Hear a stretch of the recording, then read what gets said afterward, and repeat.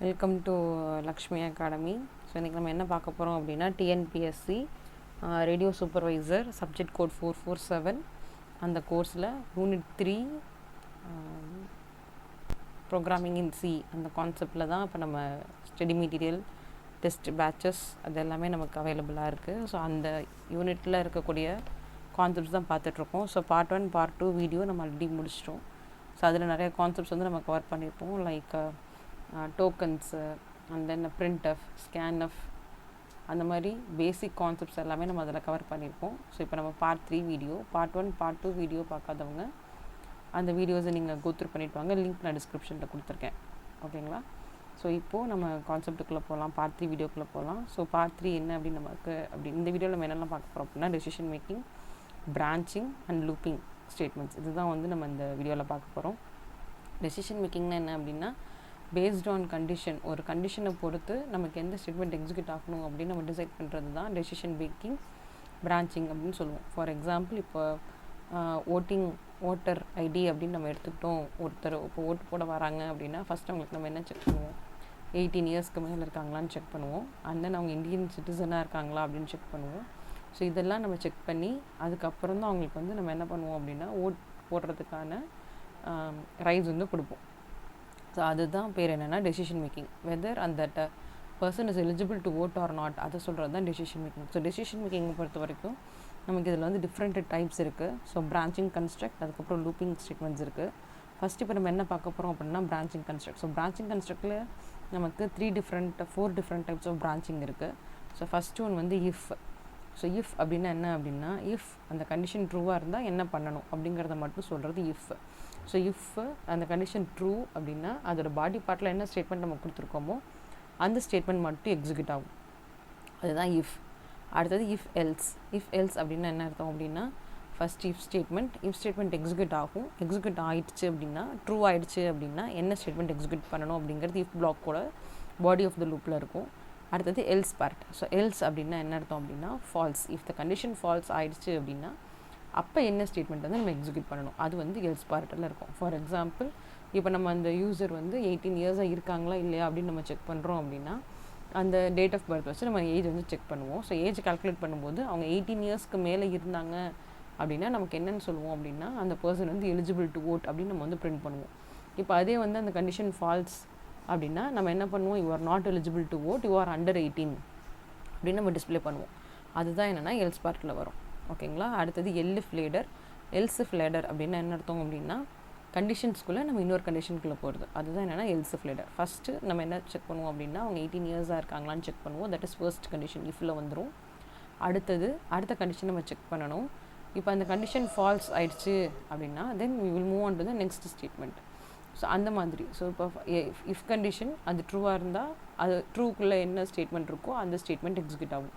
If in case அந்த statement வந்து falls ஆகிடுச்சு அப்படின்னா அடுத்தது எல்ஸ் பார்ட்டில் இருக்க கண்டிஷன் எக்ஸிக்யூட் ஆகும். அப்போ எல்ஸ் பார்ட்டில் இருக்க கண்டிஷன் அவங்க எக்ஸிக்யூட் பண்ணுறாங்க அப்படின்னா அதுதான் என்னென்னா எல்சிஃப் லேடர்னு சொல்லுவோம். ஃபார் எக்ஸாம்பிள் இப்போ ஒரு ஸ்டூடெண்ட் இருக்காங்க, அவங்களுக்கு வந்து மார்க் வந்துட்டு நம்ம செக் பண்ணுறோம். மார்க்ஸ் வந்து கிரேட்டர் தேன் 90 இல்லை இருக்காங்க அப்படின்னா அவங்க வந்து கிரேட் ஏல இருக்காங்க அப்படின்னு நம்ம செட் பண்ணுவோம். அடுத்த கண்டிஷன் நம்ம செக் பண்ணும்போது அவங்க 90 இல்லை அப்படின்னா அடுத்தது அவங்க எதில் வருவாங்க, 80 to 70 இருக்காங்களா, இல்லை 80 to 90 இருக்காங்களா, இல்லை 70 to 80 இருக்காங்களா, இல்லை 60 to 50 இருக்காங்களா. ஸோ அடுத்த கண்டிஷன் நம்ம செக் பண்ணிகிட்டே வருவோம்ல. ஸோ அதுதான் என்னென்னா எல்இஃப் லேடர் அப்படின்னு சொல்லுவோம். ஓகேங்களா? ஸோ இதுதான் வந்து என்னென்னா if else elif ladder. And அடுத்தது என்னென்னா ஸ்விட்ச் கேஸ். ஸோ ஸ்விட்ச் கேஸ் அப்படின்னா மல்டிவே பிரான்ச்சிங் அப்படின்னு அதை சொல்லுவோம். Okay, selecting executing path. So based on discrete value, based on some value expression வந்து இங்கே மேட்ச் ஆகி அந்த எக்ஸ்ப்ரெஷன் மட்டும் இங்கே வந்து எக்ஸிக்யூட் ஆகும். ஃபார் எக்ஸாம்பிள் இங்கே ஸ்விட்ச் கிரேடுன்னு கொடுத்துருக்காங்களா. ஸோ ஸ்விட்ச் கிரேடு கர்லி ப்ராக்கெட் அதுக்குள்ளே case A B and default கொடுத்துருக்காங்க. இப்போ இப்போ கிரேடோட வேல்யூ ஏவாக இருந்தது அப்படின்னா எக்ஸலண்ட் அப்படின்னு நமக்கு பிரிண்ட் ஆகும். பிரிண்ட் ஆகிட்டு பிரேக் அப்படிங்கிறது அந்த லூப்பை ஸ்டாப் பண்ணிவிட்டு அப்படியே வெளியில் வந்துடும். ஸோ இன்கேஸ் அது ஏவாக இருந்ததுன்னா எக்ஸலண்ட்னு பிரிண்ட் ஆகிட்டு லூப் வந்து எக்ஸிக்யூட் ஆகாது, it will come out. And then if grade is B then good அப்படின்னு பிரிண்ட் ஆகிட்டு வெளியில் வரும். டிஃபால்ட் அப்படின்னா என்ன அர்த்தம் அப்படின்னா இங்கே நம்ம எதுவுமே கொடுக்கல அப்படின்னா தென் டிஃபால்ட் இன்வேலிட் அப்படிங்கிறது பிரிண்ட் ஆகும். விச் மீன்ஸ் இந்த கிரேட் வந்து இந்த எந்த கேஸோடையுமே மேட்ச் ஆகலை அப்படிங்கிற பட்சத்தில் நமக்கு டிஃபால்ட் அப்படிங்கிறது பிரிண்ட் ஆகும். ஓகேங்களா? ஸோ இதுதான் வந்து பிரான்ச்சிங் கன்ஸ்ட்ரக்ட்ஸ். ஸோ நெக்ஸ்ட் நம்ம என்ன பார்க்க போகிறோம் அப்படின்னா looping and jump constructs. So லூப்பிங்கை பொறுத்த வரைக்கும் நமக்கு மொத்தம் entry controlled loop, exit controlled லூப்னு 2 இருக்குது. ஸோ லூப்பிங் அப்படின்னா என்ன அர்த்தம் அப்படின்னா, நம்ம வந்து ஒரு செட் ஆஃப் ஸ்டேட்மெண்ட்ஸ் நமக்கு திரும்ப திரும்ப திரும்ப எக்ஸிக்யூட் ஆகிட்டே இருக்கும்ல. ஸோ அதுதான் என்னென்னா லூப்பிங் அப்படின்றது நம்ம சொல்லுவோம்.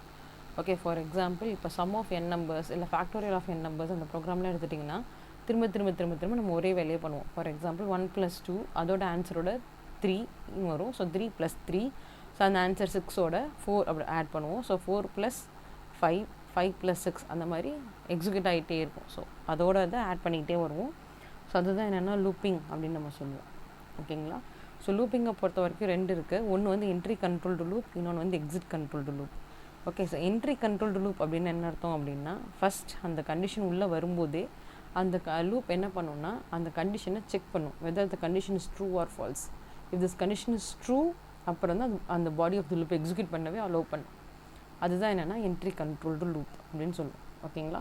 ஸோ எக்ஸிட் கண்ட்ரோல்டு லூப் அப்படின்னு நீங்கள் பார்த்தீங்க அப்படின்னா, லூப் எக்ஸிக்யூட் ஆனதுக்கப்புறம், body of the loop execute ஆனதுக்கப்புறம் அது வெளியில் வரும் தெரியுமா, அடுத்த ஸ்டேட்மெண்ட் ஐட்ரேட் ஆகிறதுக்கு. அந்த டைமில் தான் இந்த கண்டிஷனையே செக் பண்ணும்.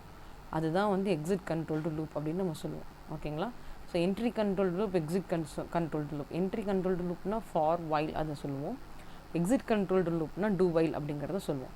சரிங்களா? ஸோ டூ வைல் லூப்பில் அட்லீஸ்ட் ஒன்ஸ் ஆகுது அந்த கண்டிஷன் வந்து இவால்வேட் ஆகிடும். ஓகேங்களா? இது ஒரு 1 மார்க், இதை நோட் பண்ணிக்கோங்க.